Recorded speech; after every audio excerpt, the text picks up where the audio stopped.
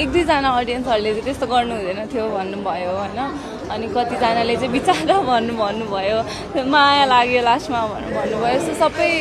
सिचुएसनले गर्दाखेरि धेरै चिजहरू भएको छ अनि बाध्यताले मान्छेलाई के गराउँछ सो त्यो चिजहरू अडियन्सहरूको प्रतिक्रिया देख्दाखेरि चाहिँ एकदमै खुसी लाग्यो कि आफूले गर्न खोजेको कुरा चाहिँ गर्न सक्यो जस्तो लागेको छ। माउन्ट एभरेस्ट डिजिटल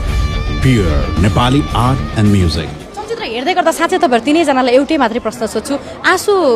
झर्यो नि? हाम्रो त पहिला पनि हेरिसकेको हाम्रो दोस्रोचोटि हेर्दैछौँ दोस्रोचोटि हेर्दा पनि हामीलाई छोइरहेको छ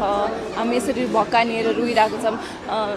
धेरै कुरा रिलेट हुन्छ जस्तै पल्जीको पनि बहिनी विदेशमा हुनुहुन्छ उषाको पनि बहिनी विदेशमा हुन्छ मेरो दिदी पनि 9 वर्ष भयो अहिलेसम्म एकचोटि पनि घर आउनु भएको छैन सो यो चिजहरू देख्दाखेरि चाहिँ के बाध्यताले नै टाढा भएको हो जस्तो लाग्छ अनि नराम्रो फिल हुन्छ यस्तो चाहिँ मैले धेरैचोटि भनिसकेँ यस्तो चाहिँ कसैलाई पनि नहोस् जस्तो लाग्छ। के लाग्यो हजुरलाई चाहिँ अब हजुरको क्यारेक्टरको पनि एकदमै धेरै चर्चा भयो धेरैजना रुँदै निस्किनु भयो कतिको रिलेट भयो स्टोरीले? मलाई एकदमै लास्टसम्म पनि त्यो म मुभीमै थिएँ त्यहीँ डुबेर अनि आमा हामी त पहिल्यैदेखि थाहा थियो नि त अनि विपना दिदीसँग धेरै नजिक भयौँ अनि त्यो आफ्नै आमा जस्तो लाग्दो रहेछ कि पर्सनल्ली पनि धेरै नजिक भएको भएर अनि नहोस् यस्तो कसैलाई पनि जस्तो लाग्यो एकदमै इमोसनल मोमेन्ट भयो।